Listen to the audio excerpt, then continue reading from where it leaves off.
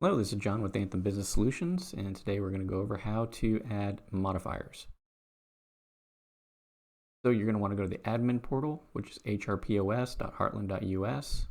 Once you log in, you're going to go to your menu here at the top left, and we're going to go down to account menu. And then here on the left, we're going to go down to modifiers. So to create a brand new modifier, you're going to go up here to the plus new button. And we're going to give it a name. I'm going to use conversational ordering. I'm going to do salad dressings. So I could just put dressing choice in here or dressing and keep it simple, but I like to do conversational ordering.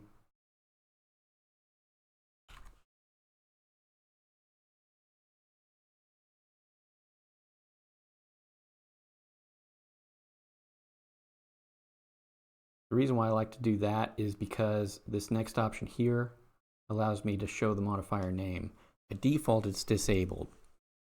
I like to do ticket screen. And what that's going to do is when the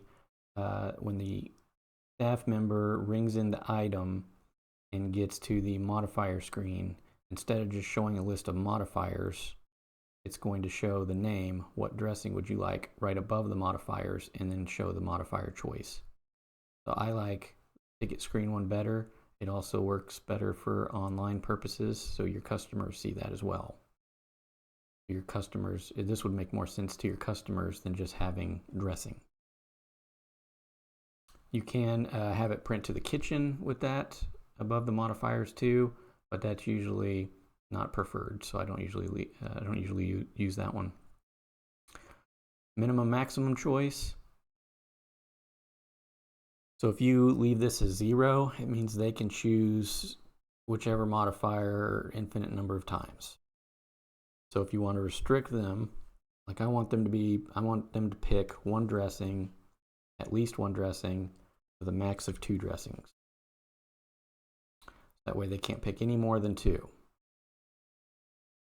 And then number of included ingredients, I'm going to do as 1. And that'll make sense a little farther down when we get to it. Allow half and half works great if you're doing something like pizzas, where you do left side gets pepperoni, right side gets sausage, etc. I do want to allow duplicate ingredients, at least on this one. I'm not going to do substitutes, and I'm not going to do ignore minimum choice on the POS.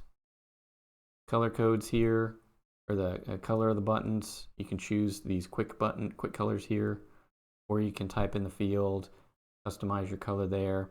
This uses a universal color code, so you can also Google search, like what's the color of salads, and then put the code in there and it'll pull it up. Now we have the ingredients. So these are the actual modifiers that are going to pop up. So for example, ranch, caps back on. So ranch is already in my list, so it's already shown up here, so I just have to select it.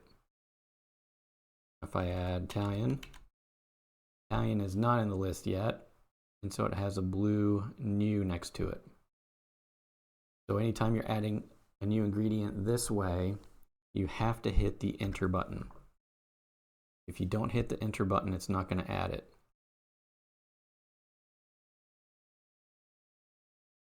Enter.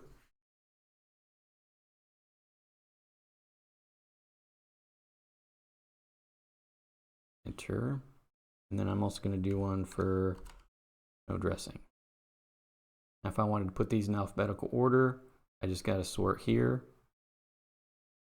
Or you can grab the little 6 dots here and then move it around that way. Now I'm going to give these a default price. I'm going to do 50 cents.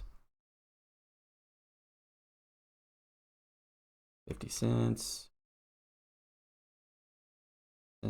And 50 cents. This is what I was referring to up above with the list of included ingredients. I put it as 1. So for example, if I do 1, they can choose 1 ranch when they select the salad. But if the customer says they want 2 ranches, you can pick 2 ranches. It's going to give them the first one for free because it's included. but it's going to charge them 50 cents for the second one. And then here you can assign these to the items if you have the item already created. In this case, I don't have the item created yet, so I'm not going to do that. And then here you can make it available online just by checking and unchecking that box. And here you can make it available on a kiosk if you have a kiosk. Don't forget to hit save. Look for your successful box see down here at the bottom. And then once you get that successful box, you can close out of that. And you are done making your modifier. Thank you. Want to stay up to date on the latest tips and tricks? Don't forget to click the subscribe button and hit the bell icon.